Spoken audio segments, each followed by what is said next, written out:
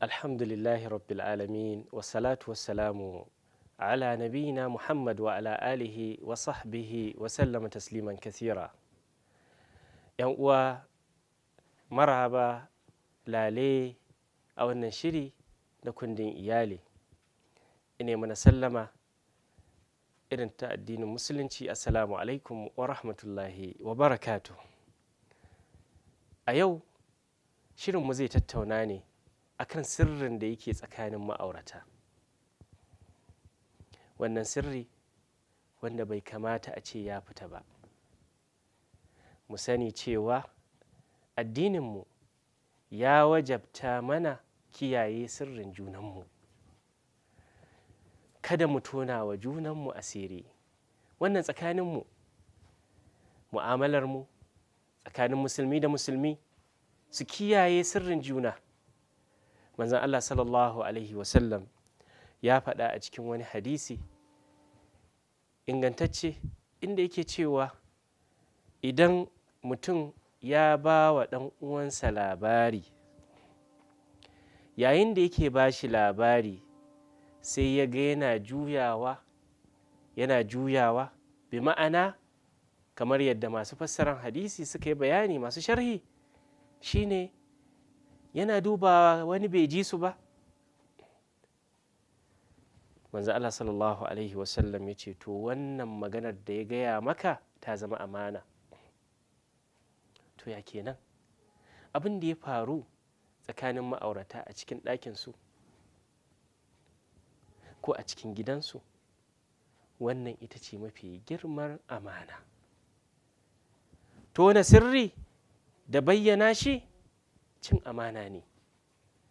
Addininmu bai yadda da shi ba, ba kuma ɗabi'a ba ce mai kyau. A yau za mu tattauna wasu muhimman al'amura waɗanda ba su kaɗai ba ne, amma dai za mu zaƙulo wasu daga ciki waɗanda sirri ne tsakanin ma'aurata. Bai kamata a ce ɗaya daga cikinsu ya daɓa ma kansa wuƙa ba, ya tonawa kansa asiri. Domin yayin da kika ce mijinki kaza, to ke ce kika zubar da mutuncinki. Yayin da ka ce matarka kaza, to kai ne ka zubar da ƙimarka. Abu na farko mai muhimmancin gaske da ya kamata ma'aurata su kiyaye wa junansu wannan sirri shine alaƙa ta aure, kwanciyar aure da take tsakanin ma'aurata. Ba daidai ba ne ka fito fili a majalisi ka faɗa, ka ce ga yadda yake faruwa tsakaninka da matarka. Wannan abin kunya, abin takaici. A samu musulma ita ma a cikin ƙawayenta ta shiga maƙota tana siffata mijinta da yadda yake kwanciya da ita. Wannan shine mafi muni. Manzonmu annabi mu Muhammad sallallahu alaihi wasallam ya faɗa cewa mafi sharrin mutane shine wanda idan ya ainihin sadu da matarsa ya fito kuma yana faɗa a bainar jama'a. Wata rana manzonmu annabi Muhammad sallallahu alaihi wasallam ya fito ya samu sahabbai suna tattaunawa irin wannan maganar, sai yake cewa la'alla daga cikinku wani ya je gida ya shiga ɗaki ya rufe ƙofa a cikin sirri da sutura ta Ubangiji Allah subhanahu wa ta'ala a gare shi da iyalinsa, amma kuma ya fito waje yana ba da labarin abu kaza ya faru, abu kaza ya faru tsakaninsa da matarsa. Ce kuna aikata haka? Ya kalli mazaje. Ya dawo wurin mata, kuna aikata haka? Wata mata ta tabbata, ya Rasulallah sallallahu alaihi wasallam. Ce to kwatankwacin shaidan ne da shaidanuwa suka haɗu a cikin kasuwa bainar jama'a suna aikata irin wannan tarayyar, kowa na ganin su. Kwatankwacin wanda yake fitowa yana faɗan irin wannan alaƙa kenan. Ya yi muni ka fito ko ki fito ki faɗi irin wannan sifa. Illarsa tana da yawa. illolin wannan yana da yawa. A haka sai wata ta yi sha'awar mijinki, tana maganinsa tsirara duk ya wuce, kai ma saboda wauta ka fitar da tsiraici na matarka a wurin abokinka, watakila ma yana zuwa gidanka. Allah kiyaye. Daga cikin sirri muhimmi da ya kamata mu kiyaye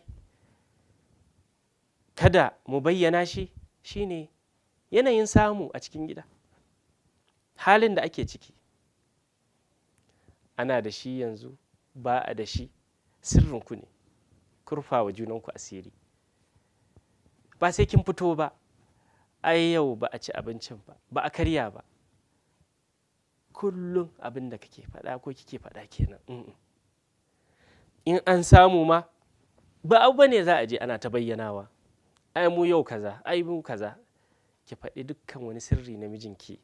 Yana da fili a wuri kaza, ya gina gida a Abuja, yana da mota guda kaza, ai a'a, wannan sirrinki ne, ba kya buƙatar ki faɗi waɗannan abubuwa.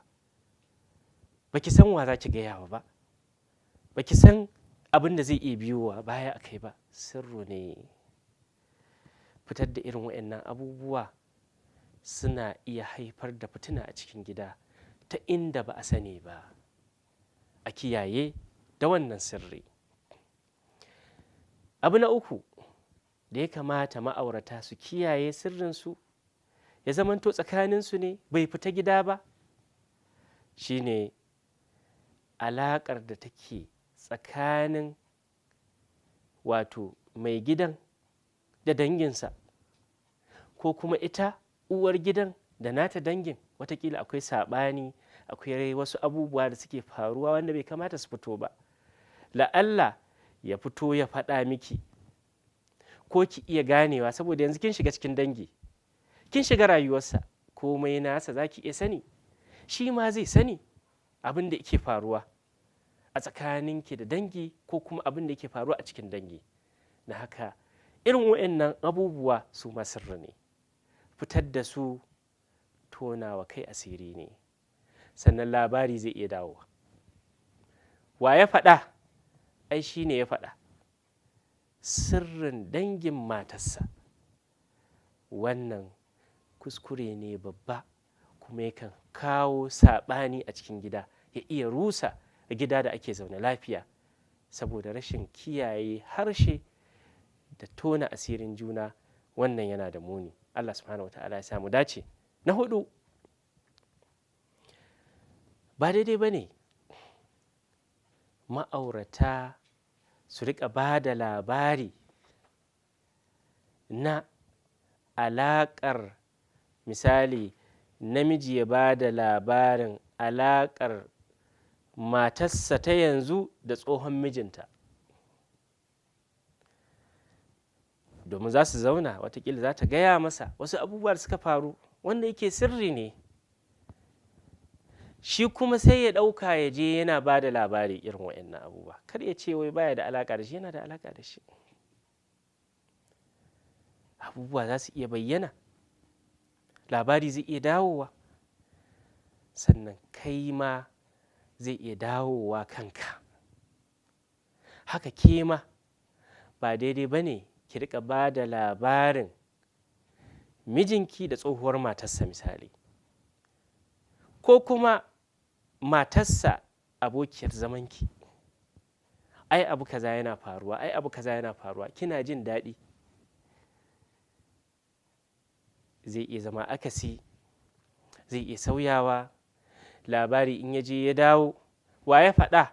Wance ce ta faɗa. Me ribar ki faɗi irin wannan kalmomi, ki tona wa abokiyar zamanki asiri? Shi kika tona ma asiri, mijinki. Don haka irin waɗannan abubuwa ya kamata mu kiyaye su, mu san da su. Sai abu na ƙarshe, na biyar daga cikin abubuwa da ya kamata ma'aurata su kiyaye sirrinsu a kai, shine yawan ƙorafi. Duk inda ta zauna, ai kaza, ai kaza, abubuwa da suke faruwa a cikin gidanta, ƙarami da babba, a wurin kowa. Abin mamaki, wata a cikin taksi zaka ji tana faɗan sirrin gidanta. Ai ko da na fito ma kaza ya faru. Asha, baiwar Allah baki da sirri? Bawan Allah baka da sirri a cikin gidanka? Matsalolin cikin gida, saɓaninka da matarka, ka je cikin kasuwa kana faɗa? Ba daidai ba ne. Waɗannan abubuwa guda 5 da muka faɗa, na farko tarayya ta aure, kwanciyar aure tsakanin ma'aurata, ba daidai ba ne ma'aurata su fito suna bayyana irin waɗannan abubuwa. Manzon Allah sallallahu alaihi wasallam ya yi hani, ba ɗabi'a ta musulmi ba ce. Na biyu shine yanayin samu, ko a samu, an samu, mutum kar ya tona kansa asiri, ko babu, mutum kar ya tona kansa asiri. Ba abu bane da zaka tattauna da wani, wannan tsakaninku ne ma'aurata. Na uku shine yin bayani akan 'yan uwan ma'aurata, dangi na ma'aurata. Ya kamata a kiyaye, kada a rika faɗan abubuwa da suke faruwa a dangin. Kana faɗan dangin matarka kaza yana faruwa, ko kuma dangin mijinki abubuwa kaza suna faruwa, ko ya shafe shi, wannan man ba daidai ba ne. Haka alaƙar take tsakanin ma'aurata waɗanda sun rabu, to bai dace ke yanzu ke ce matarsa don ya gaya miki abin da yake faruwa da matarsa ta yanzu, ko kuma wadda take ta dacen sun rabu, ya zama abin faɗa, ko kai ka rika faɗa. Ya kamata ya zama to an kiyaye wannan sirri. Na ƙarshe shine yawan ƙorafi, ƙanana da manya a yi ta faɗa a ko'ina. Wannan ba ɗabi'a ba ce, ba gida ba ne da yake zaune lafiya. Sirrinku, amincinku, mutuncinku, zamanku lafiya. Allah ya mana albarka. Wassalamu alaikum wa rahmatullahi wa barakatuh.